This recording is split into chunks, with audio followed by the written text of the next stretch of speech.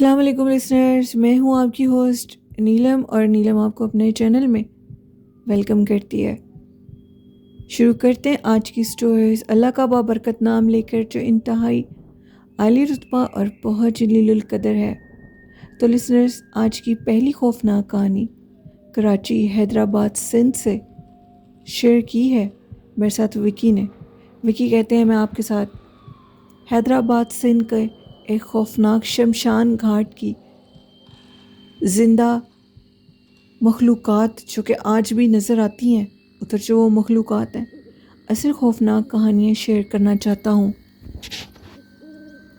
میں ایک shop keeper ہوں، اور جو میرا گزرنے کا راستہ ہے وہی شمشان گھاٹ ہے۔ حیدرآباد سندھ کا وہ خوفناک شمشان گھاٹ جہاں پر مشہور ہے کہ جنات آج بھی ادھر اپنا آپ اثر رکھتے ہیں اور اپنا آپ دکھاتے ہیں۔ اسی سے ریلیٹڈ کچھ سٹوریز ہیں۔ ایک دفعہ میں شاپ سے واپس آ رہا تھا، موسم بہت خراب ہو چکا تھا، بادل بہت تیزی سے آسمان پر چھائے، اور میں تھا بھی اتفاقاً پیدل۔ 5:30 بجے کا ٹائم ہوگا، میرے مالک کی مجھے اچانک کال آئی، اور اس نے مجھے کہا کہ وکی آج شاپ کو جلدی بند کر دو، مجھے آج کہیں ضروری کام کے لیے جانا ہے، تو میں کل ہی واپس آؤں گا۔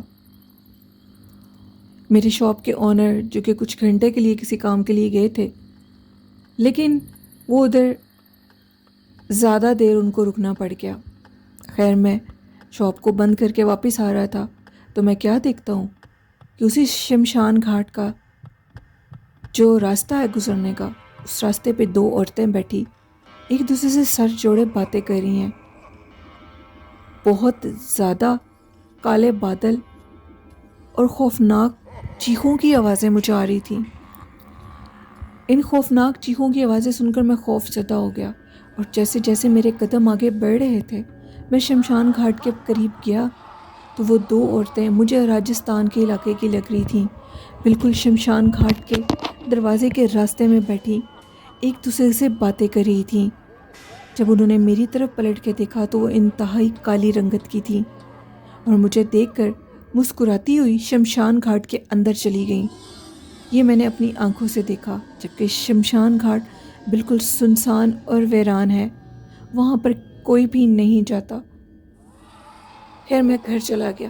میری طبیعت بہت زیادہ خراب تھی، مجھے ایسے لگ رہا تھا کہ جیسے مجھے کچھ ہو جائے گا، دل بند ہو رہا تھا، میرے جو اعصاب تھے ان پر کچھ دباؤ ڈال رہا تھا مسلسل۔ جیسے ہی میں رات کو سویا تو میں کیا دیکھتا ہوں کہ خوفناک چہرے کی 2 عورتیں وہی میرے کمرے میں کھڑی ہوئی ہیں۔ وہی سفید کلر کا راجستھانی لباس تھا، اور بازوؤں میں بڑی بڑی چوڑے تھے۔ ان کو دیکھ کر میں نے چیخنا شروع کر دیا۔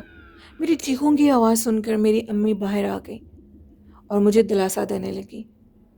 میں نے فوراً اپنے موبائل پہ سورۃ البقرہ کی تلاوت لگا دی۔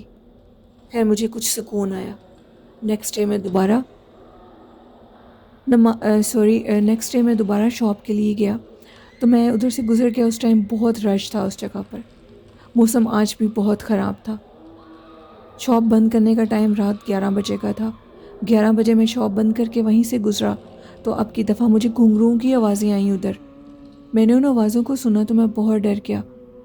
مجھے لگا جیسے میرے پیچھے کوئی چل رہا ہو۔ میں نے پیچھے سے ایک لمحے کے لیے پلٹ کر دیکھا تو وہ دونوں عورتیں میرے پیچھے چلتی ہوئی آ رہی تھیں اور کہہ رہی تھیں، باپو جی رک جاؤ، کہاں جا رہے ہو؟ میں نے وہ آواز سن کر وہاں سے دوڑ لگا دی۔ وہ عورتیں میرے پیچھے بھاگنے لگیں اور مسلسل میرا پیچھا کرنے لگیں۔ اس قدر تیزی سے بھاگ رہی تھیں اور اسی قدر میں بھی تیزی سے بھاگ رہا تھا۔ میں نے اونچی آواز میں آیت الکرسی پڑھنی شروع کر دی۔ میں جیسے ہی اپنے دروازے کے قریب پہنچا تو وہ عورتیں بالکل میرے قریب آئیں، اور ان عورتوں نے میری کمر کے اوپر اپنے ہاتھ سے تھپڑ مارا، اور وہ تھپڑ لگنے سے میں وہیں گرا اور بے ہوش ہو گیا۔ اب مجھے کچھ یاد نہیں ہے میرے گھر والوں نے کب دروازہ کھولا، انہوں نے مجھے کب اندر وہ لے کر گئے، اس سے ریلیٹڈ مجھے کچھ یاد نہیں ہے۔ مجھے جب ہوش آئی تو مجھے لگ رہا تھا کہ جیسے میری کمر ٹوٹ چکی ہو۔ میں اپنی امی کو اشارے سے بار بار کہتا تھا اور اپنے بہن بھائیوں کو، میری کمر میں درد ہے، میں بول نہیں پا رہا تھا۔ انہوں نے جیسے ہی میری کمر دیکھی تو میری کمر کے اوپر بہت بڑے ہاتھوں کے نشان تھے۔ وہ سب ڈر گئے۔ وہ مجھے ایک مولوی صاحب کے پاس لے کر گئے۔ مولوی صاحب نے جیسے ہی مجھے دیکھا تو انہوں نے کہا کہ بچے کے پیچھے کچھ آفتیں پڑ چکی ہیں۔ میں بہت زیادہ ڈر گیا۔ انہوں نے کہا کہ یہ آفتیں کہاں سے تمہارے پیچھے پڑی ہیں؟ جس پہ میں نے کہا کہ میں شمشان گھاٹ کے قریب سے گزرا تھا، تب سے یہ واقعات میرے ساتھ شروع ہو گئے ہیں۔ انہوں نے کہا کہ اس راستے کو بدل دو۔ خیر انہوں نے میرا بہت ٹریٹمنٹ کیا، میں نے وہ راستہ بدل دیا۔ 4 سے 5 ماہ گزر گئے، مجھے کچھ یاد نہیں تھا۔ میں غلطی سے اس شمشان گھاٹ کے قریب سے پھر گزر پڑا۔ مجھے یاد نہیں تھا، میں دوبارہ اس راستے سے گزرا تو اب کی بار میں دیکھتا ہوں کہ اسی شمشان گھاٹ کے اندر کچھ بچے کھیل رہے ہوں۔ ان بچوں نے میری طرف دیکھا اور مسکراتے ہوئے میرے سامنے وہ غائب ہو گئے۔ میری بری حالت ہو چکی تھی پسینے سے، میں خوف کے مارے کانپنے لگا۔ میں نے نہیں، اس شمشان گھاٹ کے قریب بہت سے لوگوں نے بہت سی چیزوں کو دیکھا ہے۔ اکثر لوگ وہاں پر آگ کے گولوں کو دیکھتے ہیں۔ رات کے ٹائم کہا جاتا ہے کہ ادھر بڑے بڑے آگ کے گولے جل رہے ہوتے ہیں۔ کچھ لوگوں کے مطابق آج بھی ادھر جن کی چتائیں ہوتی ہیں ان کو آگ لگی ہوتی ہے۔ جیسے ہی قریب جا کر دیکھتے ہیں تو وہاں پر کچھ نہیں ہوتا۔ ایک دفعہ ایک شخص نے دیکھا کہ ایک بزرگ ہے جو کہ سفید لباس میں ہے اور وہ اس شمشان گھاٹ کے قریب سے گزر رہے تھے۔ تو ایک لڑکا چلتا ہوا اس شمشان گھاٹ کے جیسے ہی قریب آیا تو وہ بزرگ رک گئے اور کہنے لگے کہ بیٹا جلدی سے ادھر سے واپس چلے جاؤ، اس سے پہلے کہ کوئی چیز تم پر حملہ کرتے۔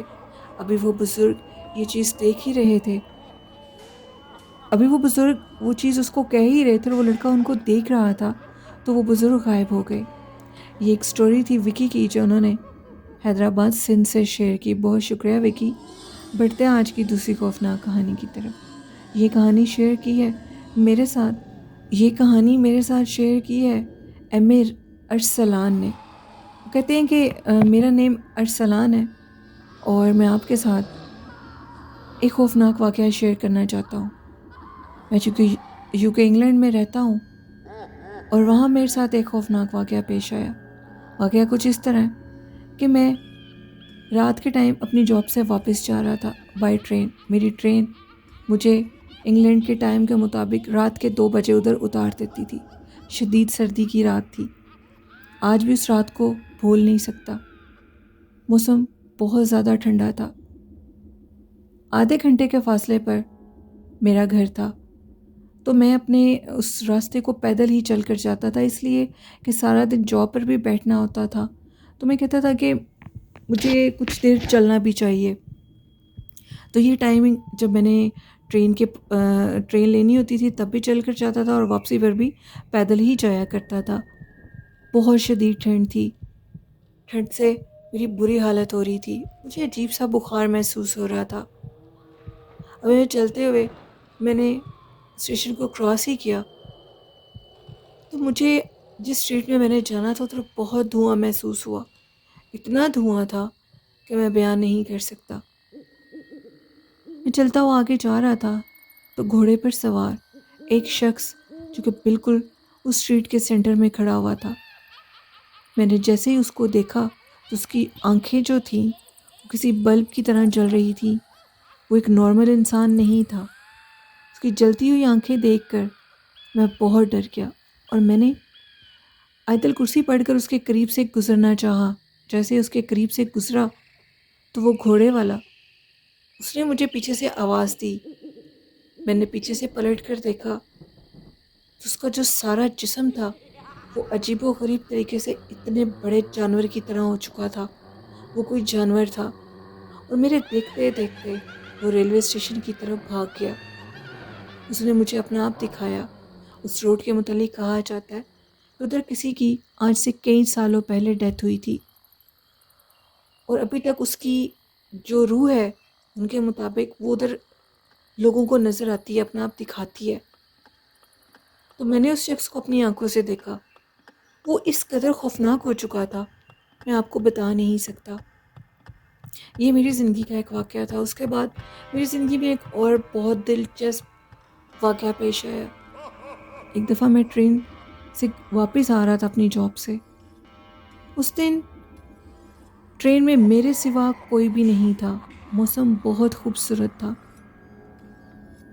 میں ابھی ٹرین میں بیٹھا ہی تھا. آپ کو یہ بتا دوں کہ انگلینڈ میں جیسے تلاوت قرآن پر اونچی آواز میں تلاوت قرآن پر پابندی ہے. جو نان مسلم ہیں سارے. تو مجھے اچانک سے ٹرین میں قرآن پاک کی تلاوت کی آواز آنے لگی. اس قدر خوبصورت آواز جو میں نے زندگی میں کبھی نہیں سنی. میں اٹھا اور پاگلوں کی طرح ٹرین میں ادھر ادھر دیکھنے لگا. مجھے کچھ ہوش نہیں تھی اور آواز بہت زیادہ بلند ہوتی جا رہی تھی. اتنی بلند کہ اس کی خوبصورتی مجھے محو کر رہی تھی. مجھے اپنے آپ کی ہوش نہیں تھی. ابھی میں بالکل آخری جگہ پر ٹرین میں پہنچا تو ایک حبشی، جیسے کہ جو بلیک سیاہ فام لوگ ہوتے ہیں، وہ بیٹھے قرآن پاک کی تلاوت کر رہے تھے. ان کی خوبصورت تلاوت کی آواز سن کر میں ان کے پاس چلا گیا. میں نے اپنے پاکٹ میں ہاتھ ڈالا تو میرے ہاتھ میں جتنے پیسے آئے میں نے ان کے ہاتھ کو پکڑا اور ان کی مٹھی میں وہ پیسے رکھ دیے. میں نے نہیں گنے کہ وہ کتنے پیسے تھے. انہوں نے جیسے ہی میرے ہاتھ سے پیسے پکڑے اور مجھے یہ کہا کہ جزاک اللہ. 2 دفعہ انہوں نے مجھے یہ بات کہی اور میرے دیکھتے دیکھتے وہ غائب ہو چکے تھے. اس کے بعد آپ لوگ یقین نہیں کریں گے، میرے حالات دنوں میں بدل گئے. اللہ جانے وہ اللہ کے کون نیک بزرگ تھے. وہ کون تھے یہ تو میں نہیں جانتا، لیکن وہ ضرور اللہ کے کوئی نیک بزرگ تھے جن کی خوبصورت آواز سن کر میں خود پہ قابو نہیں رکھ سکا. میری زندگی کے یہ کچھ ناقابل فراموش واقعات تھے جو میں نے آپ کے ساتھ شیئر کیے. بہت شکریہ ارسلان اپنی سٹوری شیئر کرنے کے لیے. تو لسنرس، یہ تھی آج کی خوفناک کہانی ہے. آپ لوگوں کو کیسی لگی ہیں میرے چینل کی خوفناک کہانی ہے؟ اپنا فیڈ بیک ضرور دیجیے گا. اور آپ کو اینڈ میں یہ نصیحت کرنا چاہتی ہوں کہ ہمیشہ سچ کا ساتھ دیں. جو انسان سچ کا ساتھ دیتا ہے وہ کبھی ناکام نہیں ہوتا. اپنے اپنی والدین سے محبت کریں، ان کی خدمت کریں اور ان سے پیار کریں. آئی ہوپ اس بات پر آپ ضرور عمل کرتے ہوں گے. اور جس طرح میرے چینل کو آپ لوگ سپورٹ کریں، اسی طرح لائک، شیئر اور سبسکرائب چینل کو کریں. مجھے آپ کی سپورٹ کی ضرورت ہے. اور اب مجھے اجازت دیجیے. نیلم یاسین کو دعاؤں میں یاد رکھیے گا. اللہ حافظ.